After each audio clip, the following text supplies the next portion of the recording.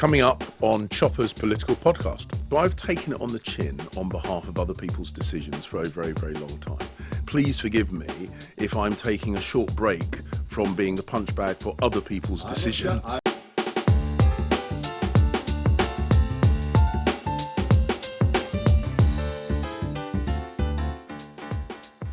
Welcome back to Chopper's political podcast, where I bring you the best guest gossip and stories from the heart of our studio here in Westminster. The Conservative leadership campaign rolls on, and this week my guest is another of those 6 MPs vying to succeed Rishi Sunak. The bookies have him at third favourite to win, and he's topped polls of Conservative Party members. He's also the most experienced of the 6 candidates to be leader, having held 3 cabinet jobs: Foreign Secretary, Home Secretary and Education Secretary, as well as party chairman. James Cleverly, welcome to Chopper's political podcast. Cheers, Chris. Great to have you here. Why do you think you can be Tory leader?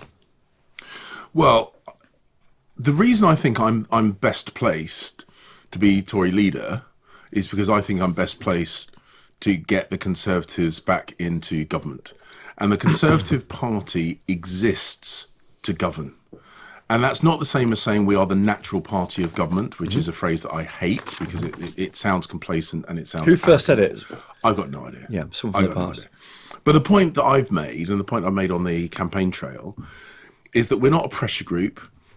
We are not a focus group.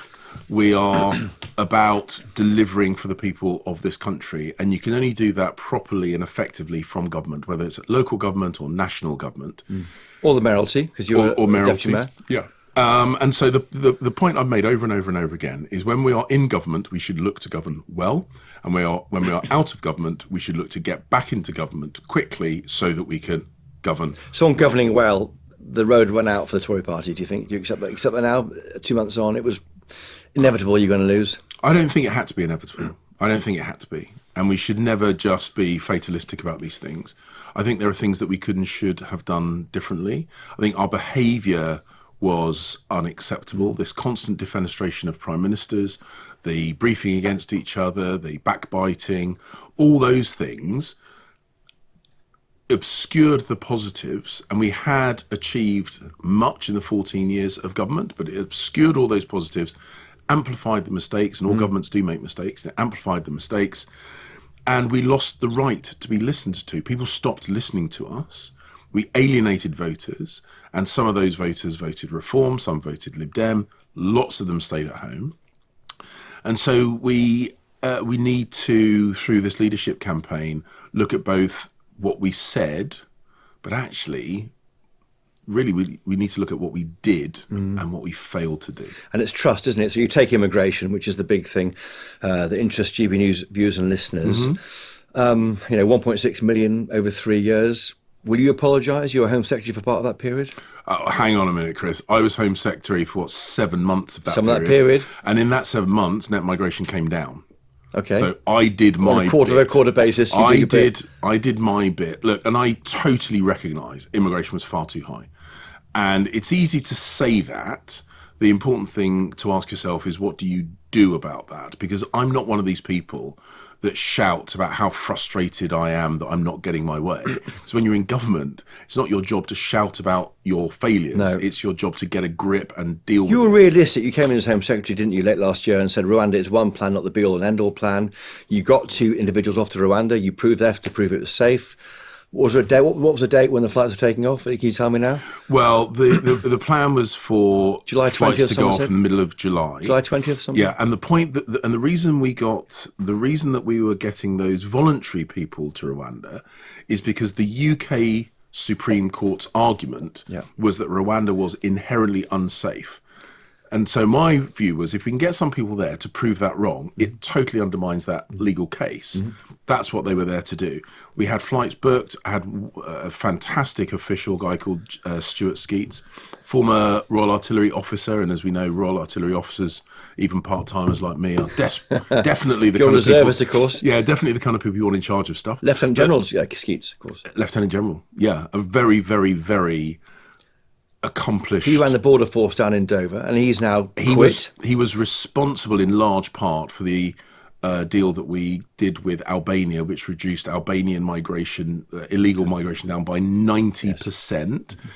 And he'd done a huge amount of hard work. I feel a bit guilty, kind of, I have not discussed with him whether I name him on this podcast. Well, he's a known figure. He's not a secret figure. Exactly. He did a huge amount of work. We had a really professional plan. We knew what the detention details were going to be. We knew what the flight details were going to be. This is illegal immigration, of course. Yeah, all these things were all planned out. The Labour Party stepped in, ripped it all up, didn't even have the diplomatic courtesy to inform the Rwandan government before they told the papers. And because they were undermining the work of so many good people, including General Skeets, they lost him, which is a shocking shockingly poor management. So he wanted to stay on, did he, Skeets? I don't know. I didn't. But I know you did discuss it with him. I know but you won't that tell he me. had put in. I know that he had put in a huge amount of work. It was a very well structured plan. We had a plan of how we would defeat the courts, get the flights off, introduce the deterrent, and the Labour Party still have not answered the question that I confronted the Home Secretary with on my first outing at the dispatch box, which is, now they've ripped up the Rwanda partnership, where will they send failed asylum seekers from countries like Iran or Afghanistan who can't be returned, or Syria? Because they're not going to send them home. So that's why they have now had to do the thing they said they wouldn't do, which is a de facto amnesty. And they are letting the British people down.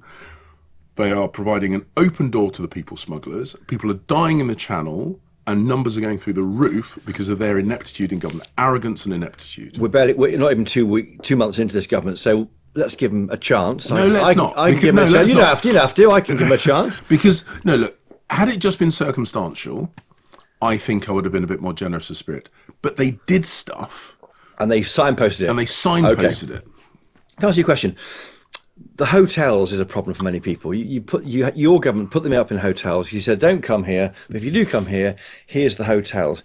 Is it right that the hotel bills are paid for by the FCDO through the aid budget? That's not quite. And then the Home Office then, therefore, you know how government works, it wasn't their budget, so there was no limit, there's no downward pressure on that hotel bill. Now it's like $2 billion a year, or well over $1 billion a year, isn't it? Well, the way it works is that the money we spend on helping people from overseas, whether that's being spent overseas or spent in the UK, counts against our official development assistance, and that is not defined by the UK government. That's defined internationally.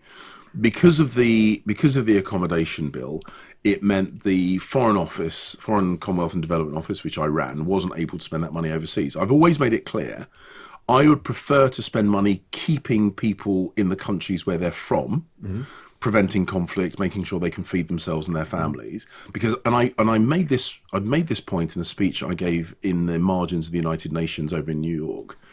Because if people can't live where they currently live, they'll move somewhere else. And because we are a wealthy country, and because we are a law-abiding country, and because we are a fantastic and wonderful country, unsurprisingly, literally hundreds of millions of people would love to come here, and we can't accept them all. So it is in our interest to keep the countries that they currently live in safe and prosperous. And it's a big frustration for me that so much of that money got tied up domestically. But again, as a Home Secretary, I was reducing the reliance on hotels. We put over 150 hotels back into commercial use. Yes. And guess what? Because Labour attack, here it comes. Yeah, because they have messed up. Yeah. And those hotels are going to be reopened. As sure as eggs are eggs, Labour will start reopening those hotels. And you say, and I haven't got the figures to check, but I'll take your word for it, that you did cut net migration in your time as Home Secretary. Is an apology on behalf of the party for what happened here. You fought your party, and you were signed up to the manifestos, did fight those elections on cutting net migration. Yeah, it never happened. In fact, it went balloons multiple times. So we promised to cut it, we didn't cut it, and we were punished at the ballot box. Are you sorry for that? Look, You're like, I'm just surprised you won't say sorry for it. So the point is, when I was in charge of migration, the numbers headed in the right direction. When I was in charge of making sure people's countries were less dangerous, I concentrated on that. And look, Chris, the reason I'm a bit hesitant is, as you know, I have spent much of my time as a minister defending the government on the airwaves. I think I've done question time 14 times. And I Because you were chairman in the past. And chairman, you were deputy chairman. Yeah. And, so I've taken it on the chin on behalf of other people's decisions for a very, very long time. Now that I am no longer a government minister, now that I am setting out my agenda and my plans, please forgive me if I'm taking a short break from being the punch bag for other people's decisions. I'm not judging James Cleverly. I'm not judging. But look, as I say, I am happy to be judged on my record. And my record was we got those visa applications down, we got returns up, handed back 150 hotels to commercial use. So when I was in charge of this, it started heading in the right direction. I'm very, very proud of that, and I'm very angry that the Labour Party are undoing much of the good work that we've put in place. Elsewhere on policy, you're a low-tax Tory. I am a low-tax Tory. If you were in charge, you'd be cutting the top rate would go if you were PM? So I want to reduce the tax burden in a number of different areas, including the people that invest in companies and employ people, reducing not just the tax, but also the regulation that holds back businesses. I want to reduce taxes on the people that go to work every day. I want to reduce the taxes on the people who have done the right thing. So specifically, what is that? This is a great So specifically, sketch there, I am going to be a little bit cautious because really good ideas get pinched. Yes. And we've got a leadership campaign, and I've got other Conservatives who I'm sure... And it's a long campaign till the 2nd of November. And I want to have something in my back pocket to wow the crowds with. Okay. But also, more broadly, one of the things that we have got to do is we've got to recognise that if we're going to bring down taxes, we've got to reduce government spending, because you can't do one without the other. And we've now got to be honest with the British people about which areas we would look to reduce government spending. Because if you don't reduce government spending and try to reduce tax, one of two things happens. Or one or both of two things. Either inflation goes up, or borrowing goes up, or both. Mm-hmm. And there's little point in reducing headline taxation if inflation and future taxation, which is all borrowing is, takes that money from those same people. So we need to reduce the scale and expenditure by the state overall. And that's quite hard because the state likes to expand and and this is where areas where it should. So again, you mentioned about the ODA budget, the aid budget. I was the minister that reduced that when it went from 0.7 to 0.5. I was the minister of GDP. I was the minister that reduced that. When I was in London government, you mentioned about working with Boris when he was mayor of London. I was in charge of the London Fire Authority, and I reduced the size and expenditure of the London Fire Brigade. It was very contentious at the time. I did it in the face of a very left-wing fire brigades union, but I did it. Mm-hmm. So when other people talk about it in theoretical terms, yes, I've actually done it. Yes, done it in a number of portfolios. Complicated but absolutely necessary reduction in the scale of the state. So we do fewer things better and cheaper, meaning that we can actually sustainably cut taxes. Easy to say and hard to do, isn't it? One of those. Hard to do, yeah, I've managed to do. How about the family? That's an old-fashioned Conservative idea from back in the... Yeah, so look, actually... It's often ignored. I mean, it hasn't been talked about for about a decade, but it used to be. Let me give you an example. Let me give you an example of where we've caught ourselves in this weird loop. Childcare. Okay, I got two boys. They are both now 6.5 foot. So, but when they were little, and Susie was looking at whether she went back to work, we looked at childcare. Childcare, very, very expensive, and the government recognised that the cost of childcare was limiting the ability for women to go back into the workplace, holding back our economic growth. Correct. So what did we do? We subsidised childcare, but only if your children are being looked after by strangers. We didn't support it if your family were looking after it. So we disincentivised families doing the most natural thing in the world, which is looking after other members of their family. We put a huge amount of regulation on the nursery and childcare sector, which pushed ratios looked after, which pushed red tape, which pushed up their costs, which we then subsidised for women to encourage them to go back to work, which we then taxed in order to slosh around the civil service to give some of the money back to those working mums to give to the over bureaucratic process that we were creating. And this money go round. State solution, isn't it? So inefficient, Yeah. expensive, requiring more civil servants rather than fewer civil servants, and undermining the most natural thing in the world, which is families looking after each other. So the answer is a transferable tax allowance in a marriage couple. Well, there's lots of ways you can do. There's lots of ways you can do this. One of the first things to do is let's reduce the cost of childcare by taking some of this regulatory burden. It's a more heavily regulated sector than places like Scandinavia, etc., where they have very successful childcare systems. So let's make it less expensive, less bureaucratic, less red tape, and then instead of constantly chasing this money around, we reverse it. And we make it easier for families to support each other. And if your family isn't able to, and not every family can, then the childcare provisions that are available are much cheaper. And rather than taxing working mums to subsidise the nurseries that those same working mums are going to in order to... So let's make it simpler, cheaper, less bureaucratic and much more natural, and support the family. In the old days, David Cameron had a check on all government policy. It had to be family friendly or it would be challenged. That was back in, and the coalition came along. But I mean, that's an idea. I mean, one idea could be the transferable tax allowance. So these are all things, for example, all things we can look at. To marry a couple in a family and look, partnership. We've now got this kind of worst of both worlds. So in some circumstances, we regard partners, people that are married, as a single entity for tax purposes. In other circumstances, they're a separate entity for tax purposes. Funnily enough, child benefit being the case. Funnily enough, the state always seems to be the winner. So when it's in the state's interest that they're two individuals, they're counted as two individuals. When it's the state's interest that they're a unit, they're counted as a unit. So let's start by being consistent, and let's start by making sure that rather than thinking, what's the best way that I can scrape some money from this family and put it in the treasury? Back them up. Why don't we say, let's look at how we let them keep more of their money? And that will always be, because I'm a classic Tory, and allowing people to have more of their personal freedom and more of their personal money will always be the starting point for any argument. How about pulling out the ECHR? Is that now apparently a classic Tory position for some of your colleagues? Would you pull out the European Convention on Human Rights? So we invented it. This is a British thing. But it's changed since then, hasn't it? That's the point. Right, here we go. It has changed. But look, I know that people that do not have my party's best interests at heart are desperate for us to have a row about this. And when I was at Shrivenham, when I was at the military... Is that fair? Yes, that is exactly fair. And when I was at Shrivenham... Robert Jerring wants to pull out the military staff college at Shrivenham that I attended, one of the things you learn there is when your opponent really wants you to do something, you should probably not do that. But Robert Jerring says pull out.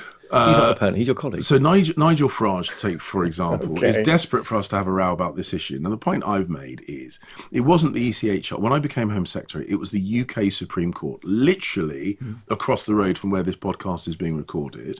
It was the UK Supreme Court that blocked us. And it was the UK Supreme Court that my plan was designed to overcome.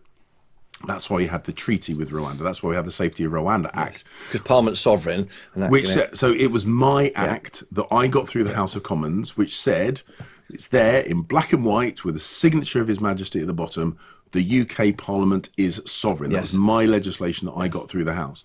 Now, the point is that we are going to have to deal with activist courts. We've seen that as a pattern of behaviour. And wherever those courts are based, we're going to have to deal with that. So let's deal with that. And let's not pretend there are simple silver bullets. And actually, let's also prioritise the thing that really, really impacts people's lives. So bills going through the roof because of Labour's decisions. Pensioners having money ripped away from them at incredibly short notice. 90% of the not in the manifesto, don't forget. Not in a manifesto. Let's prioritise those things, because those are the most immediate challenges. We're not in government at the moment. We won't be for probably a number of years. But you're standing for a job for a 5-year period, so these things will come up, and that's why you've been asked about them maybe today. But deal with the things that matter to people things that matter most to people. And at the moment, the fact that 10 million pensioners are going to be less well off this winter than they were last winter under the Conservatives is a real problem, and I intend to grip that. So you don't want to go down the ECHR, but I mean others are. I mean, other candidates. That's up to them. That's Isn't up to them. But as I say, I'm going to prioritise the stuff that affects people in their daily life. The smoking ban outside pubs. Were you a Oh smoker? my gosh! I used to smoke. I haven't spoken for smoken. New verb. I haven't smoked for a very, very long time. But this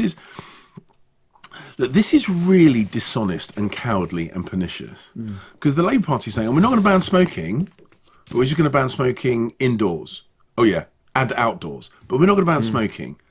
You just can't smoke indoors or outdoors. Well, unless you've suddenly created a TARDIS style third space, then basically they're just being dishonest. And it will, I studied the hospitality industry, and this is going to really, really hurt a really important sector of the British economy. The policy is a workplace ban, isn't it? It's not inside or outside. You shouldn't require a bar staff member to breathe your smoke and get cancer, for example. That's the point. It's a ban on workplaces. It's an outdoor space. But the original ban was on workplaces, in taxis, and all they're doing is expanding that into a garden around a pub, because that's a workplace. Yeah, but it's not an enclosed space. No.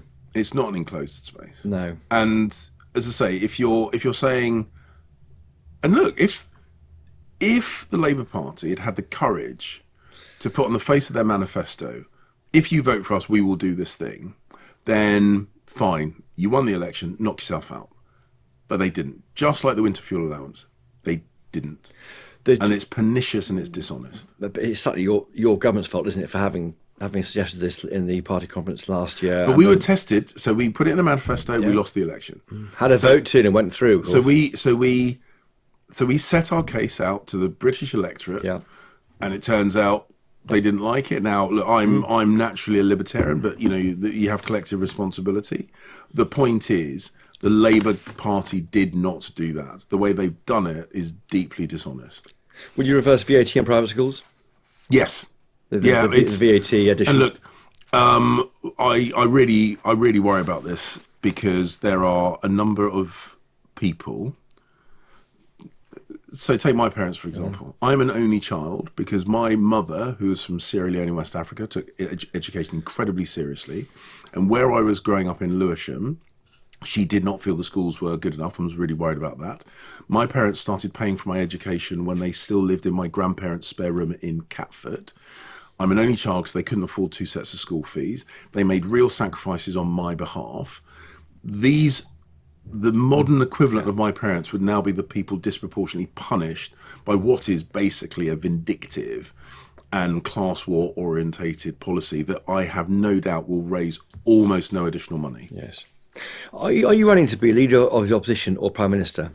You can't. Well, when you're in opposition, one's got to come before the other. So because you'd be good in the House of Commons. People tell me they think I agree with this. I mean, you probably biff around Keir Starmer, but have you got what it takes to be prime minister? There's different jobs, aren't there? Or will you grow into one? No, I've run stuff. Yeah. I mean, I've run stuff. I've run departments that have delivered. As I said, when I was in City Hall, I ran the Fire Authority and made it more efficient.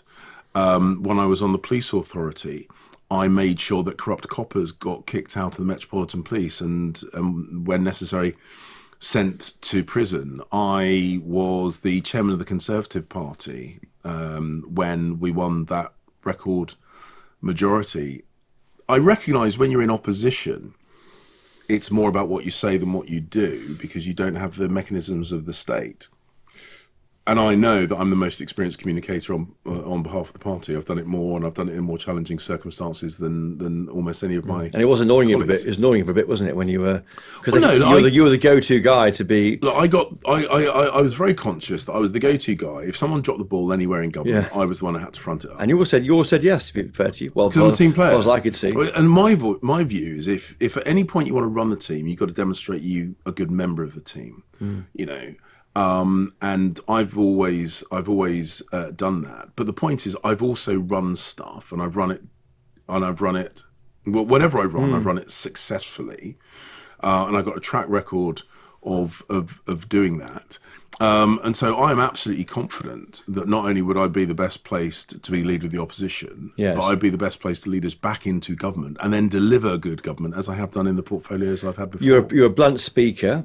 You defended Boris Johnson for likening burqas to letterboxes in 2018. You said the British Empire and colonialism wasn't universally evil in the same year. You say things. No more than that. So with regard to the British Empire, when people particularly, I don't want to say people on the left, but progressives, say how proud they were of the UK, that we had a Prime Minister of Indian heritage, a Home Secretary of African heritage, a Trade Secretary of African heritage, a former Home Secretary that was Muslim, etc., etc. That is a direct repercussion of Britain's imperial past. That would not have happened had the British Empire not existed. So you cannot, in good conscience, be proud of the ethnic diversity at the top of the British establishment, for want of a better word, without also recognising that this country's amazing history was instrumental in delivering that. And also, as I say, my mother's from Sierra Leone, a natural deep water harbour on the west coast of Africa. Not only was the abolition of the slave trade driven by William Wilberforce, and the Royal Navy, of course. Well, this is the point. The Royal Navy's West Africa Squadron spent a lot of money. The equivalent of the time of that aid money that you discussed, spent a huge amount of money policing the West Africa coast, interrupting the international slave trade. So we didn't just ban it in the UK, we set about banning it across the world. And you cannot just ignore those facts. Why is that ignored then? Why do the left? Because some people are embarrassed by their own history. Look, as you said, I was in the reserve. Forces. I wore Her Majesty's uniform. I was the Foreign Secretary. I was our face and voice on the international stage, and I was always immensely proud to be the official representative of the UK, of this country, which I absolutely stand by, is one of the very best countries in the world against almost any metric that you care to judge us by. And I find it both baffling and frustrating, this kind of lazy trope that the left deploy all the time, which is always to hate your own country. And I don't get it. It's deeply counterproductive. I got asked about these remarks you made last Christmas in private conversation about date rape, a little bit of rehypnol in a drink every night by your wife. I mean, you regretted that. You felt let down by that emerging, but you say things. I guess that's part of your strength as you're a blunt speaker. That was clearly a joke, right? Yeah, and this is the point. It was clearly a joke, and I know it's a classic politician's line about taking out of context, and I do apologise, because my frustration with myself, and I can't blame anyone else, my frustration with myself was the point. The reason I was even discussing that was because I had just introduced clauses to make spiking illegal. So I was the first Home Secretary to do that. The legislation, grossly out of date, over 150 years old. So I was updating the legislation, and I was trying to make a funny point, and look, I shouldn't have done, and it was hurtful for a lot of people, and also it distracted and undermined from the broader argument I was making, all of which was totally my fault, and I take that on the chin. But ultimately, as I say, I have been involved with the protection of women and girls right the way through the time I was in elected office. In London when I worked at City Hall, internationally when I was at the Foreign Office, and domestically when I was at the Home Office. I'm very proud of the work I've done that, but I screwed up and I said something stupid and it was my fault, and I apologised. Yeah. With Labour, just finally, Labour and Reform. On Labour, are you surprised about how divisive they've been in their first 2 months? About pensioners against public sector workers, choosing, nanny state, let's discuss that. Maybe the closer alliances with the EU. I mean, it's interesting, isn't it? I knew they'd be bad. I'm shocked. Bad in what way? I mean, bad just inept. I mean, okay. Well, look, get 2 months in. I mean, let's give them a chance for that. But they're making choices here, aren't they? But they're making really bad choices. I assumed that they'd have a whole load of clever plans hidden away in their back pocket. And I thought they were being cynical in keeping them hidden from the electorate. And I was waiting for these clever, well thought through plans. The NPC thing you're thinking of. I thought that they would, that they would, I don't know, maybe they'd have some kind of deal that they had negotiated quietly behind the scenes or whatever. I thought they'd be wrong but smart about it, and I was surprised by the fact that they clearly didn't have a plan.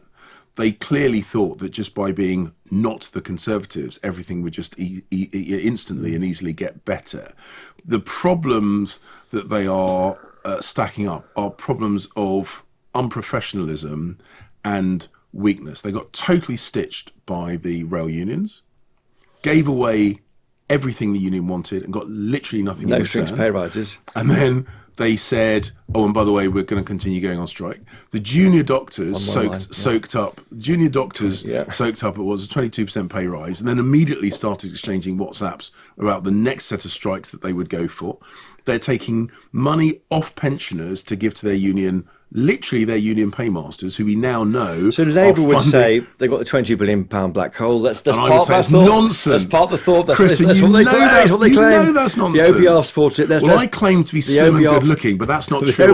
That's not true. The OBR said they weren't told the whole story. They're investigating it. They do say they had, and there's prisoners being released the 10th of September, I think 2000 or 1700. Choices. That's choices. Well, could they? What else could they do at the prison of population? Well, we didn't release anybody, did we? We managed it. There's 100 places left now, aren't there? We managed it. We managed it. Look, it was tight.